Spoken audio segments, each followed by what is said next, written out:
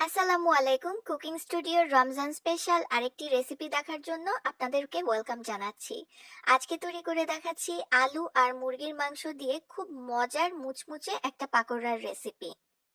এর জন্য আমি নিয়েছি 1 কাপ পরিমাণ মুরগির মাংস। মাংসটা হাড় ছাড়িয়ে নিতে হবে, চাইলে বুকের মাংসও ব্যবহার করা যাবে। আর এই প্রতিটা মাংসর টুকরো বাইট সাইজ করে কেটে নিয়েছি। এবার এর মধ্যে দিয়ে দিচ্ছি রসুন বাটা আধা চা চামচ, আদা বাটা আধা চা চামচ, হলুদ দিচ্ছি প্রায় 1 থেকে 2 চিমটির মতো, মরিচের গুঁড়া আমি 1/4 চা চামচ দিয়েছি, ভাজা জিরার গুঁড়া 1/4 চা চামচ, লবণ দিয়েছি আধা চা চামচ থেকে একটু কম। এবার এই সব কিছুকে একত্রে মেখে আমি একটা সাইডে রেখে দিব 10 মিনিট ম্যারিনেট করার জন্য। এই 10 মিনিটে আমি যেটা করেছি, 3টা আলু নিয়ে আলুগুলোকে গ্রেটার দিয়ে এভাবে গ্রেট করে নিয়েছি। হাত দিয়েও কুচি করা যায়, তবে এভাবে গ্রেটার দিয়ে গ্রেট করলেই সবচাইতে ভালো হয়। এরপর ধুয়ে পানিটা ঝরিয়ে নিয়েছি। এর মধ্যে 2 টেবিল চামচ করে বেসন আর 2 টেবিল চামচ করে কর্নফ্লাওয়ার দিয়ে আধা চা চামচের একটু কম দিয়েছি লবণ, আর গোলমরিচের গুঁড়া দিয়ে দিচ্ছি 1/4 চা চামচের মতো। এখন এই সবকিছুকে একত্রে মেখে নিচ্ছি। আলুর নিজস্ব পানি আছে এবং সেই পানি দিয়ে দেখবেন সুন্দরভাবে মাখানো হয়ে গেছে।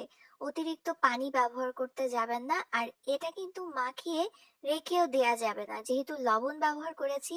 যদি মাখিয়ে রেখে দেন তাহলে কিন্তু অতিরিক্ত পানি ছাড়বে আলু, এবং সেই ক্ষেত্রে কিন্তু পাকোড়াটা সুন্দর হবে না বা ভাজার সময় খুলে আসবে। এবার আমি এক টুকরো মাংস নিয়ে চারিপাশ থেকে আলুর অংশটা দিয়ে মাংসটাকে ঢেকে দিচ্ছি। আবার এটা ভয় পাবেন না যে এই পর্যায়ে খুলে যায় কিনা ভাজার সময়। আপনি যদি আলুর মিশ্রণটা বানিয়ে তারপরে সাথে সাথে ভেজে নেন, তাহলে এটা কখনোই খুলবে না, কারণ এর মধ্যে আছে বেসন এবং কর্নফ্লাওয়ার, যেগুলো বাইন্ডিংস হিসেবে কাজ করবে। চারিপাশ থেকে মাংসটাকে জাস্ট ঢেকে দিতে হবে। আর চারিপাশ থেকে আলুর পরিমাণটাও খুব বেশি দিবেন না, জাস্ট একটা পাতলা লেয়ার হবে। এরপরে মাঝারি আঁচে একটু সময় নিয়ে ভেজে নিয়েছি। আমার এই প্রতিটা ব্যাচ, আমি প্রতি ব্যাচে প্রায় 9 থেকে 10টা করে ভেজেছি পাকোড়া। সময় লেগেছে প্রায় 8 থেকে 9 মিনিট। এভাবে গোল্ডেন কালার হয়ে আসলে পাকোড়াগুলোকে চুলা থেকে নামিয়ে নিয়েছি।